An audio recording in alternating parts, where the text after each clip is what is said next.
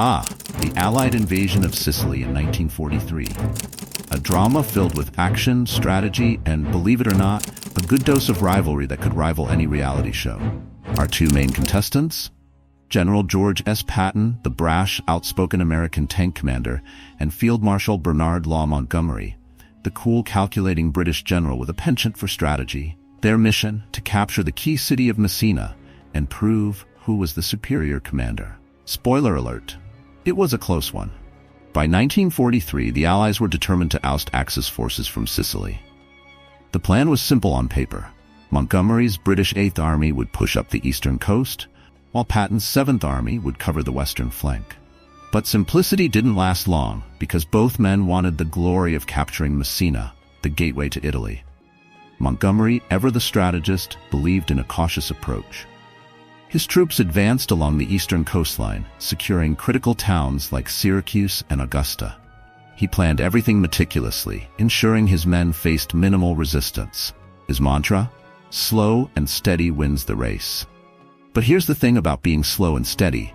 It doesn't look good in headlines. And Patton? Oh, he was all about the headlines. Patton didn't just want to be a sidekick in Montgomery's grand plan. No, sir. He saw an opportunity to leapfrog Monty and claim Messina for himself. While Monty was stuck in the slow lane, Patton unleashed his trademark aggressive tactics. He sent his troops racing across the rugged Sicilian countryside, capturing towns like Palermo with a blitzkrieg-style speed. He even ordered his men to march through sweltering heat and up treacherous mountains to outpace the British. For Patton, the motto was simple: if you're not first, you're last. By early August, the race was heating up. Montgomery's forces were inching closer to Messina from the east, while Patton's troops closed in from the west. The Axis forces, realizing they were about to lose Sicily, began retreating to mainland Italy. Patton, never one to miss a dramatic flourish, even staged an amphibious landing behind enemy lines to ensure his victory. He was like that overachieving kid in school who not only did the group project, but added a PowerPoint and baked cookies for the teacher. On August 17, 1943, Patton's forces entered Messina, beating Montgomery by mere hours. It was a massive win for the Americans and a blow to British pride.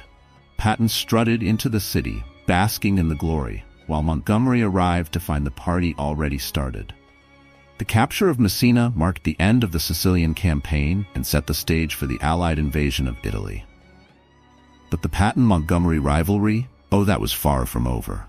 Monty dismissed the race as unimportant, while Patton made sure everyone knew he had won. In private, Eisenhower probably felt like a frazzled parent managing two squabbling children.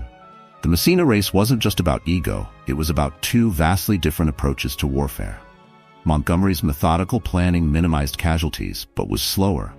Patton's aggressive style was faster, but came at a higher cost. Both styles had their merits, and together, they made the Allied forces a formidable team. The race to Messina wasn't just a pivotal moment in World War II.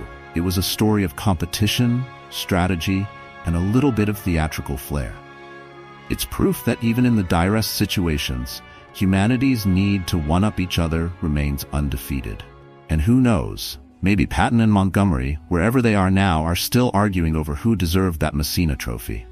One thing's for sure, their rivalry gave history one heck of a show.